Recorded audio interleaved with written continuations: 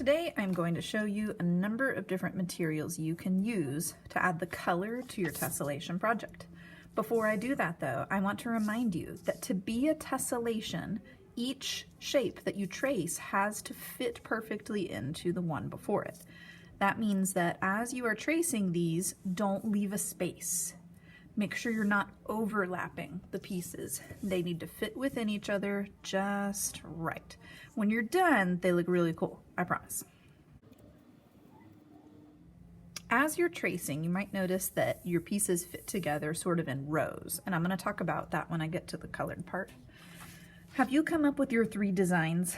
This was due on Wednesday, 4/15.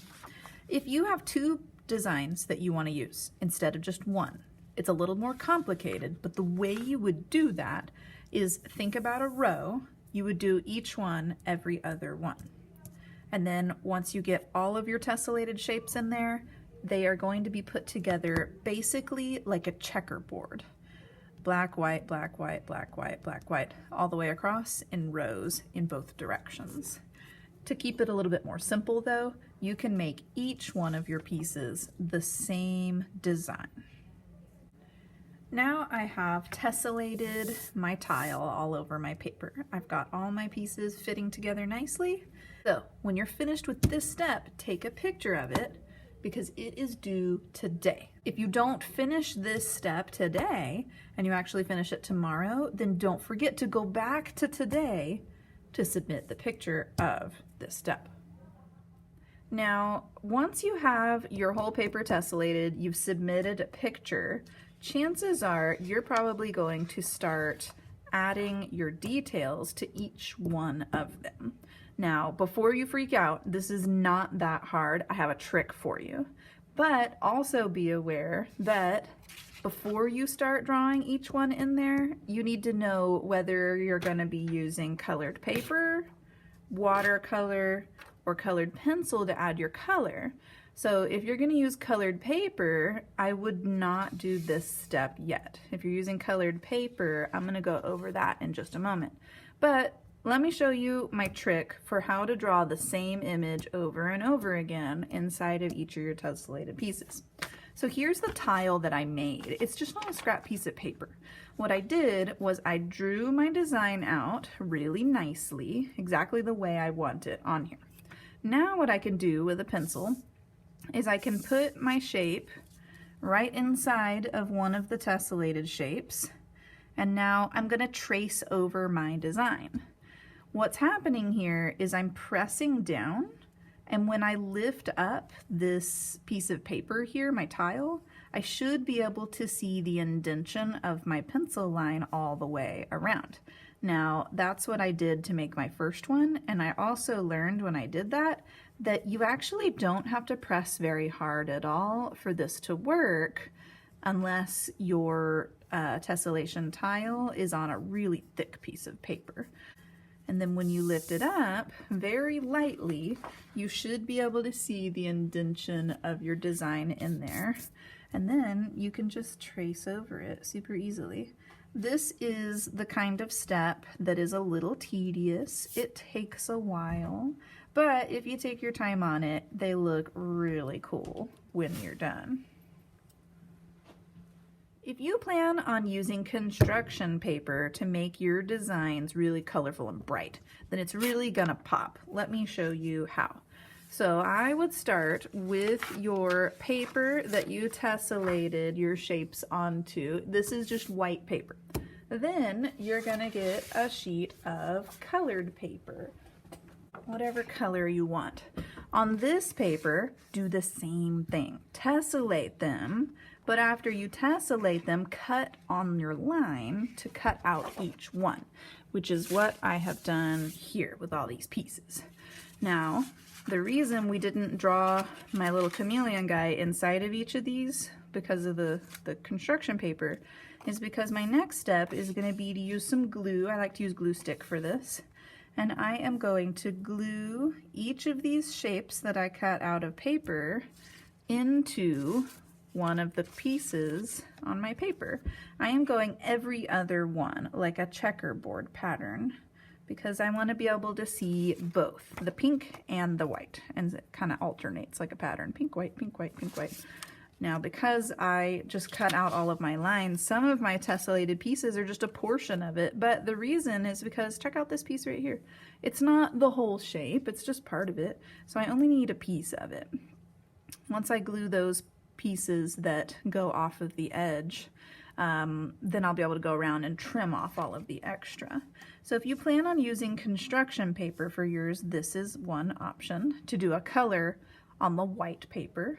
Another option would be to start with a sheet of colored paper. If you have a big sheet of colored paper, then technically you could do the same thing, but on your color. So I would tessellate your drawings, just like I did on that white one before, but then when you attach your pieces, you know, skip one just like I did for the white, but it would be green and then pink and then green and then pink and then green and then pink.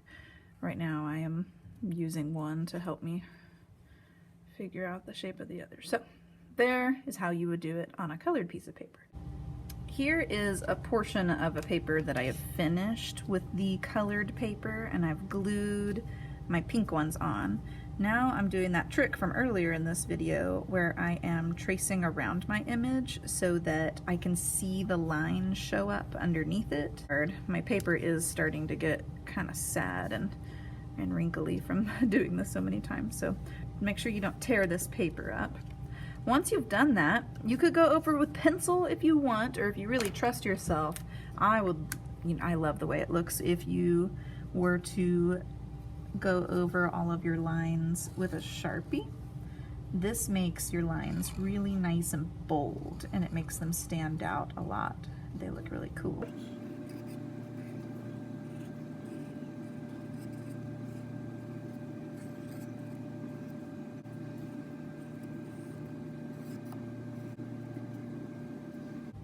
So there's my first one. Don't forget to outline around the outside of your shape and put all the fun details on the inside. So that's how you can use colored paper to make yours. They end up really bold. Another option for adding color is colored pencil. Here is one part that I have already started with colored pencil. Now you'll notice that I've colored this entire thing in so far. When you're done coloring something in with colored pencil, me personally, I like to use a black colored pencil to go around and do my outline on things so that I can decide where I want it to be really dark and where I would rather it be, you know, a thinner line. And that's something that's harder to do with a Sharpie. But similar to the colored paper, if you really like that really bold, dark outline, you could use a Sharpie. If you use the Sharpie with the colored pencil, I would suggest that you outline your shape and your details on the inside before you color in with the colored pencil. I only say that because your Sharpies will sometimes end up a little sad if they get the wax from the colored pencil stuck in them. So me personally, I like to use my Sharpies first so that they'll last a little longer.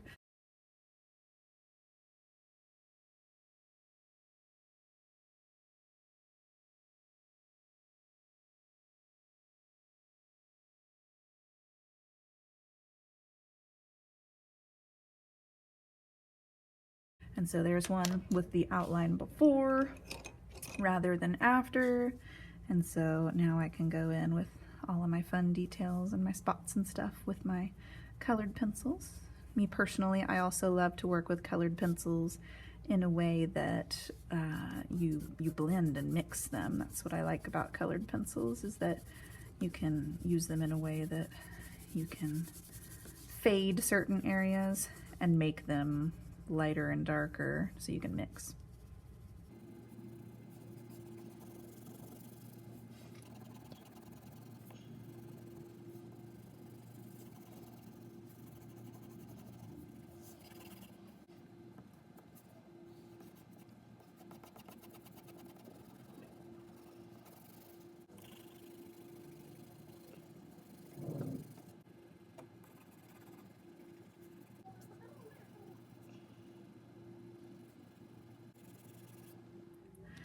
All right, so now you can see colored pencil. The one on top was Sharpied first and then colored, and the one I'm working on now was colored first, and now I'm going over with a black colored pencil to add some outline, but it's not quite as dark and bold as the Sharpie. And now here's the watercolor portion. So I've got my paper ready to go. With watercolor, you also have a choice with the Sharpie. If you would like to use the Sharpie, you can outline the whole thing. And me personally, I like to outline before I paint.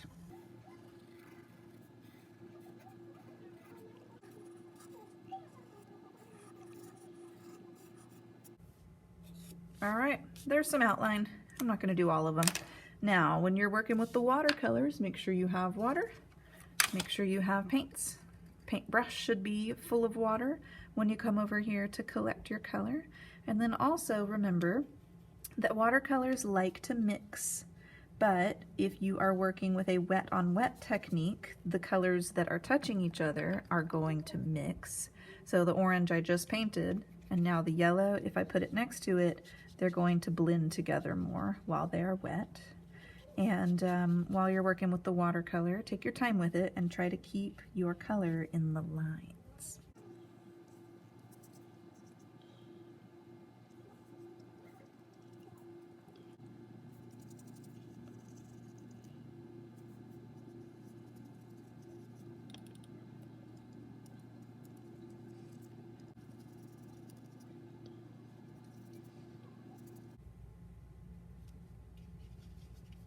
Now what I wanted to point out in this one was that over here where the arm was still wet with yellow and then I put green right next to it right away, you can see that the green went in there. So take your time with it, and I would move around.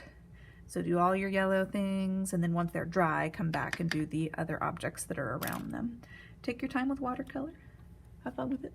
So here are 3 different techniques for adding color. Use what you've got at home and figure out what's going to work for you to add some color to your image before you turn it in. Now, we're going to be working on this for a few weeks for sure. We'll have a progress check later, and so just start going with whatever technique you're using to add color. Don't forget to go back and submit a picture of this day is when this is due.